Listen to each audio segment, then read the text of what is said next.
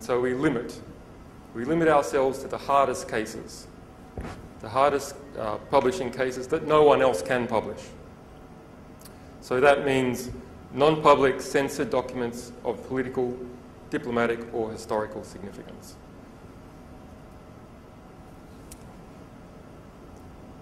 Okay, so a sort of feeling for what we're doing.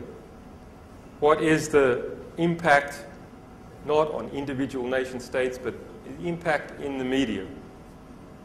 This is something you can measure a little bit. Other stuff's a bit harder. I'll go into some examples. But we have caused the publication or reprinting of about 40,000 articles based upon our content in websites that are listed by Google News. So that's most, but not all of the mainstream press. I just yesterday did a look on Google Book Search. There's about 40-something books. Google Book Search doesn't cover most book publishers, so about 40 to 100 books have in part been catalyzed as a result of the material we have released. Google Hits, WikiLeaks, presently about 670,000.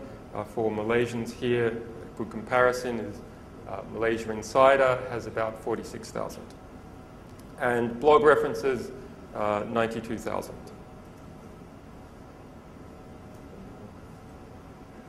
Guys,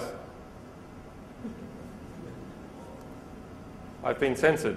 Come on.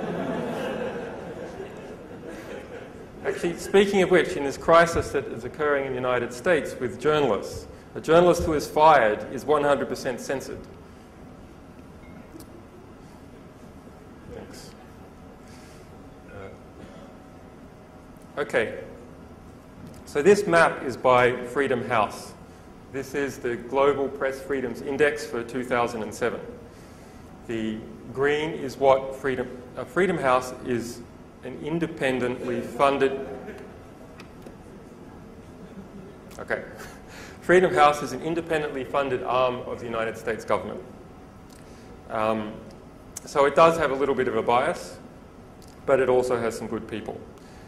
So within the US prism of how it looks on the world, this is an accurate map. So green are the so-called free press countries. Yellow, partly free, that includes Malaysia, and grey, not free. So you see, in fact, even according to Freedom House, most of the world is not free from censorship. Now, of course, you'll hear from the stories I will tell you that this green is a complete illusion, an entire illusion. What has happened is that there has been a privatization of censorship in the green countries. It's no longer direct state censorship most of the time. It's censorship on behalf of private organizations through the courts, and the courts are run by the state. So it's an indirect form of state censorship when you privatize the major institutions of your country.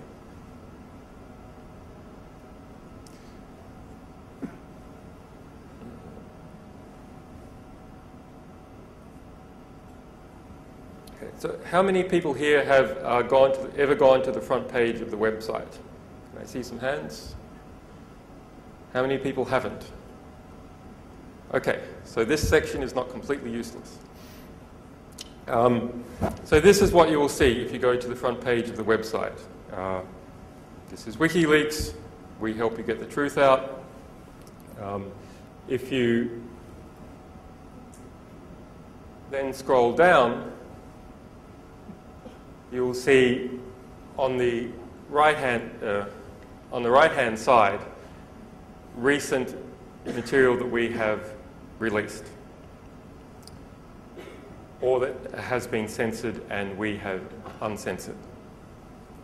On the left-hand side is news reports that have been caused by the material on the right-hand side. So information catalyzed in the mainstream press, sometimes the alternative press, and sometimes articles that we have written ourselves, if no one else is picking it up.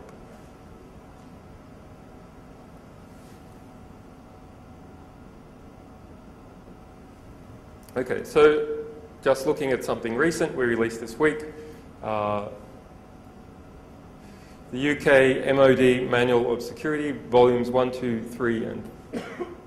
and 3, issue 2, 2,389 pages, all classified. So this manual is interesting.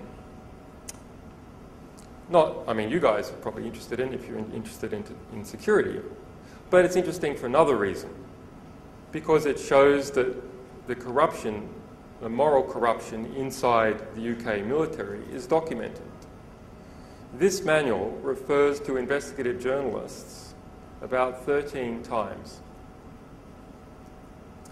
What are the biggest threats? The biggest leaking threats? It's a type of security threat. That's what military security is really concerned about, is information being disclosed. Their biggest threat is not the Russians, it's not the Chinese, it's investigative journalists. And why are they concerned about it? Because it might embarrass the government, or might embarrass their departments.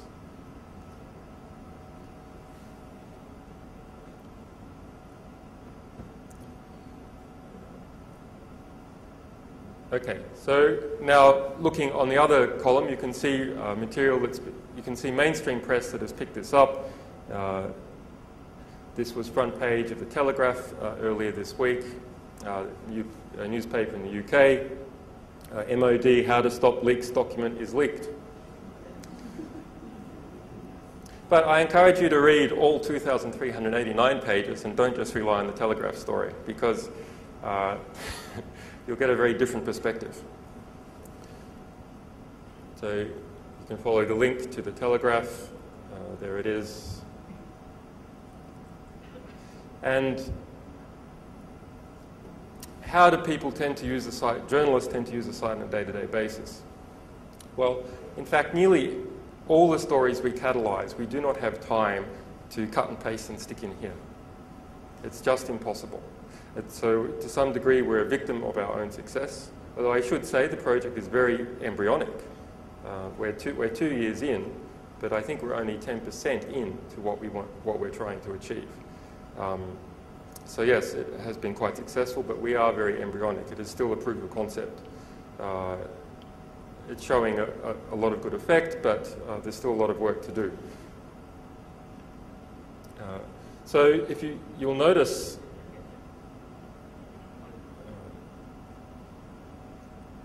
here, so catalyze reportage, you can have a look at news, blogs, and Twitter.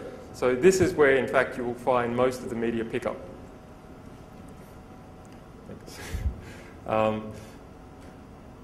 And this is from earlier today. You can see there tends to be something every few hours catalyzed in the mainstream press based upon what we've released. This is blogs. This is the best blog search, by the way, is Ice Rocket. And this is Twitter. Often you'll see stuff here before you'll see it in the mainstream press if people are just starting to work on it.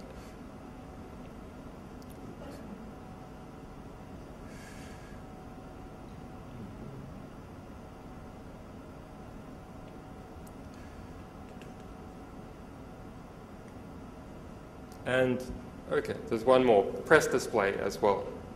This is actually a big organization that scans the front pages of, and other pages of newspapers across the world and puts them online. They charge you to actually buy chunks, but you can get one or something a day free, and so you can see this is what has been happening this week, mentioning WikiLeaks in relation to the Telegraph, the MOD, and sometimes we will write our own material. So this MOD document gave travel advice to UK spies about going into China and Russia. And what do they need to watch out for when they're in those countries? Okay, so this is